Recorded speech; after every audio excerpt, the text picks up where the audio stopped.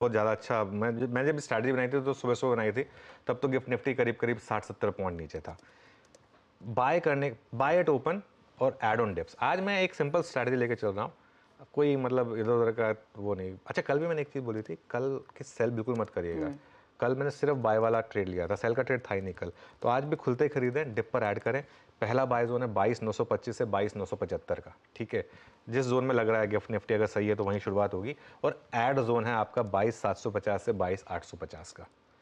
अगर ये जोन मिल जाए किसी भी कारण से, मिलते हैं मार्केट में, कोई भी रीज़न हो सकता है, आज फ्राइडे हो सकता है उस वजह से मिल जाए, तो उसमें ऐड कर लें। और एक ट्रेडिंग स्टॉप लॉस रखें 22,638 का। 22,638 क्या है? 5 day exponential moving average.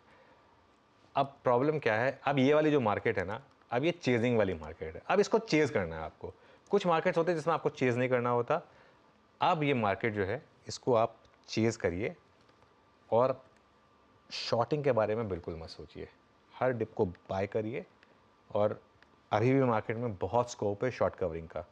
Nifty और बैंक निफ्टी दोनों में बहुत स्कोप है अभी भी शॉर्ट कवरिंग का।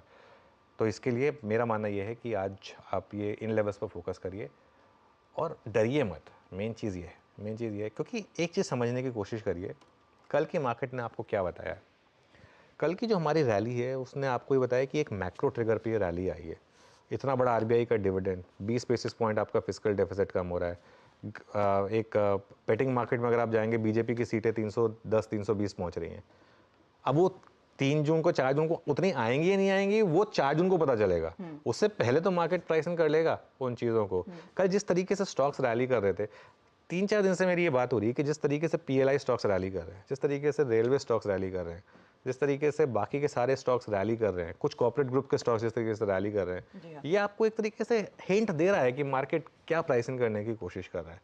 2004 को छोड़ देना अगर, अब तो मार्केट ने हर बार प्राइसिंग सही की है। तो इस हिसाब से अभी भी मैं यही कहूँगा कि आप मार्केट में बने रहें और निफ्टी में हर लोअर लेवल पर ऐड करें। ओके, तो ये फिलहाल हर लो लेवल पर खरीदारी करनी है, उसके आगे आपको कुछ सोचना नहीं है। लेकिन निफ्टी बैंक अनुज, कंसिडरिंग हम 1200 पॉइंट्स दूर हैं उस लाइफ टाइम हाई के लिए, अब आपने कहा कि उम्मीद तो यही है कि अगले हफ्ते तक उन लेवल्स को हम अचीव कर लेंगे। आज के लिए ट्रेडर्स को इंडेक्स पर ज्यादा जोर देना है या फिर जो कल HDFC bank, ICICI bank, Kotak and the likes में शॉर्ट कवरिंग हुई है, उन स्टॉक्स पर ज्यादा जोर दें? देखिए, एक चीज़ समझ लीजिए हर्षदा, बैंक निफ्टी में रैली शुरू हुई थी परसों से। परसों के लास्ट के आधे घंटे में जिस तरीके से रैली आई, उसके बाद कल कंटिन्यू हुई। बैंक निफ्टी में अब आपको एक लीप ऑफ फेथ लेना है, एक स्टॉप लॉस लगाना है और लॉन्ग रहना है बैंक निफ्टी में। अब आपको ये 1200 पॉइंट लेने हैं बैंक निफ्टी में, ये समझ के चलिए।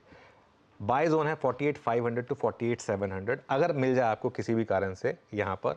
और ऐड जोन है 48,200 टू 48,500 और एक बहुत टाइट स्टॉप लॉस रखिए 48,000 का। क्योंकि मेरा मानना ये है कि बैंक निफ्टी जा रहा है न्यू हाइस पर 50,000 पर, और इवन अगर हो जाए तो 51,000 भी अगर हिट कर दे एक बार के लिए। जब एक बार चीज़ें